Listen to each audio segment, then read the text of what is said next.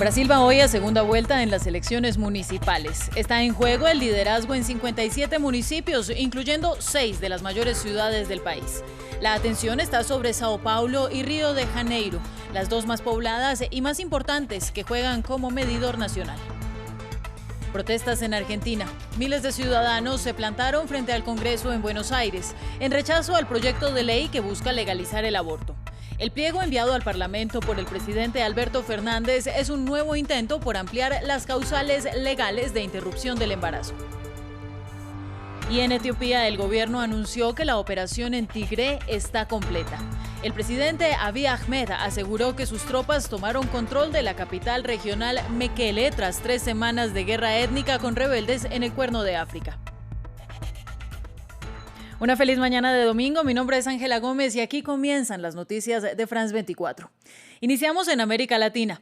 Hoy es día de elecciones en Brasil. 38,3 millones de personas están convocadas a las urnas para elegir en segunda vuelta a los alcaldes de 57 grandes ciudades del país, incluyendo metrópolis como Sao Paulo, Río de Janeiro y Fortaleza.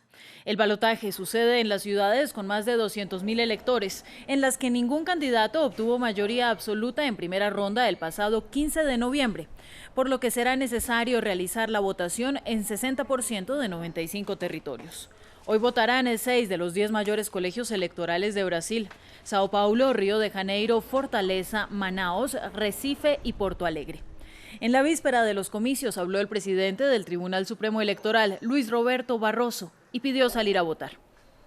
Este domingo se decidirá quién va a gobernar algunas de las mayores ciudades del país, incluidas 18 capitales. 38 millones de electores irán a las urnas. Incluso si no se presentó a las urnas en primera vuelta, puede hacerlo ahora. Una vez más, vengo a pedir a los electores que no dejen de votar. Ayude a escribir este último capítulo de las elecciones de 2020. Este segundo y último capítulo de las elecciones de 2020. En otras noticias, cientos de argentinos protestaron en Buenos Aires para rechazar el proyecto de ley presentado por el gobierno que busca la legalización del aborto. Los ciudadanos marcharon con pañuelos azules, símbolo de quienes rechazan esta práctica, y aseguraron que se haga de manera legal o ilegal, la terminación de la vida es un crimen. Informe de Valentina Torres Sánchez. Argentina dice sí a la vida.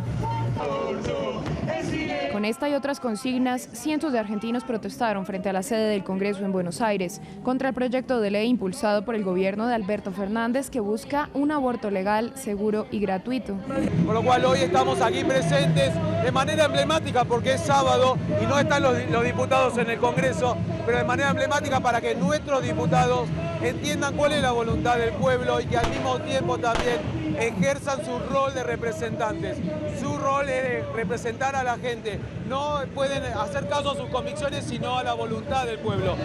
Con banderas del país, pancartas, cruces y pañuelos azules que se han convertido en el símbolo de quienes rechazan la interrupción del embarazo, los ciudadanos cantaron y corearon arengas de forma pacífica. En mi experiencia personal sufrí un abuso a los 18 años y obviamente que en un principio pensé en abortar, también pensé en darlo en adopción. Hoy mi hijo tiene 30 años. Es el mayor orgullo de mi vida. Actualmente en el país el aborto solo está permitido cuando hay violación o riesgo para la vida de la madre. El proyecto de ley contempla que cualquier mujer podría acceder a esta práctica hasta la semana 14 y más allá de ese plazo si se presentan las dos causales actualmente vigentes. La normativa, que en 2018 fue rechazada por el Senado, empezará a ser discutida nuevamente en la Cámara a partir de diciembre. Pasamos a Guatemala, donde continúa el descontento social contra la corrupción en el país. Este sábado se volvieron a registrar multitudinarias protestas frente al Palacio Nacional en Ciudad de Guatemala, la capital de la nación centroamericana. Cientos de personas exigen la renuncia del presidente Alejandro Giammattei, luego de que su gobierno impulsara un controversial proyecto de presupuesto para el 2021, lo que desató una ola de manifestaciones sociales en contra de su administración.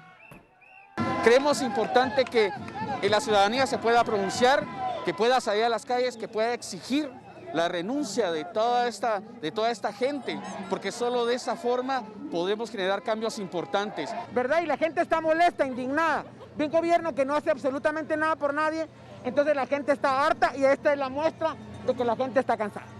Cambiamos de continente. Etiopía declaró la victoria sobre los rebeldes en la región separatista de Tigre. El Ejército Nacional Etíope aseguró que había tomado la ciudad de Mekele, capital de esta región. La autoridad afirmó que se logró sin causar daños colaterales a su población.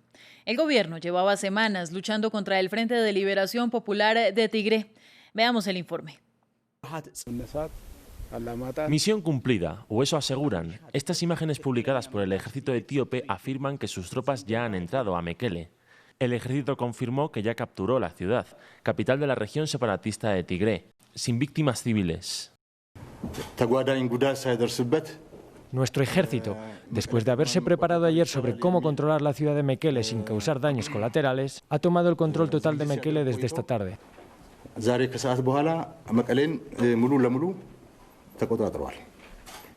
El gobierno dice que liberó a unos 7.000 soldados federales que habían sido hechos prisioneros y ahora está procediendo a perseguir a los líderes rebeldes del Frente de Liberación Popular de Tigré. El primer ministro etíope, Abiy Ahmed, escribió un tuit en el que aseguró que las operaciones habían llegado a su fin en la región. Mientras tanto, el Frente de Liberación Popular de Tigré asegura que Mekele ha sido objeto de bombardeos durante los últimos días. El fin de semana pasado, el gobierno emitió una advertencia de que Mekele sería bombardeado indiscriminadamente a menos que los rebeldes dejasen las armas. Por su parte, el líder de Tigré aseguró que sus fuerzas tienen la intención de seguir luchando y afirmó que se trata de defender su derecho a la autodeterminación. El Frente de Liberación dominó en el pasado una coalición gobernante en Etiopía, antes de ser marginado por amplias reformas políticas lideradas por Abiy Ahmed desde su ascenso al poder en 2018. Las afirmaciones del Gobierno Nacional y del Ejército de Liberación son casi imposibles de verificar, ya que la región permanece prácticamente aislada. Se cree que miles de personas murieron en los combates desde que comenzó la campaña militar del gobierno para recuperar el control de Tigré hace 3 semanas. En Irán se realizó la sepultura del científico Mohsen Fakhrizadeh, fallecido en un ataque. El investigador era señalado por Estados Unidos e Israel de continuar con la actividad nuclear en el país. El ayatolá Ali Khamenei señaló al gobierno de Benjamín Netanyahu y prometió represalias. Sin funerales de Estado debido a la situación sanitaria, la procesión funeraria de Mohsen Fakhrizadeh ha sido difundida por el canal estatal iraní, así como la visita del ministro de Defensa, su viuda. El científico murió el viernes cerca de Teherán en un ataque no reivindicado. Su muerte ha desatado la ira de numerosos iraníes y muchos han salido a manifestarse a pesar de las medidas sanitarias. Nuestra sangre está en ebullición y no descansaremos hasta que no hayamos obtenido la revancha por la muerte de Mohsen Fakhrizadeh. Una llamada a la venganza difundida por Twitter por el ayatolá Khamenei, que ha llamado a represalias. Para el gobierno iraní, el asesinato lleva la firma de Israel. Mohsen Fakhrizadeh fue el jefe del programa nuclear iraní entre 1989 y 2003 y estaba acusado por Estados Unidos e Israel de seguir con su actividad pese al acuerdo nuclear. El gobierno israelí no ha hecho declaraciones sobre el ataque, pero ha puesto a sus embajadas en estado de alerta. Al menos 34 personas, su mayoría militares, habrían perdido la vida en 2 ataques suicidas en Afganistán. Informes preliminares indican que los ataques con carro bomba fueron perpetrados contra una base militar y un convoy oficial. En el primero, registrado en la provincia de Ghazni, 31 soldados murieron y más de 24 resultaron heridos, mientras que en el segundo fallecieron 3 personas. Y en información sobre la pandemia, la Organización Mundial de la Salud confirmó que Europa superó las 400.000 muertes. El viejo continente es la segunda región más golpeada luego de América.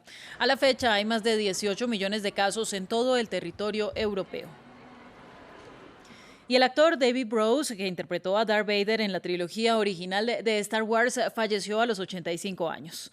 Prowse, un levantador de pesas convertido en actor, era mejor conocido por su papel del padre de Luke Skywalker por usar el icónico traje negro en la trilogía original de 1977 a 1983.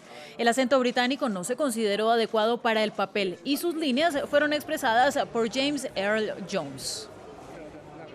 Hasta aquí el informativo. Regresamos en minutos con más. Síganos en France 24 y en france24.com. Buenos días.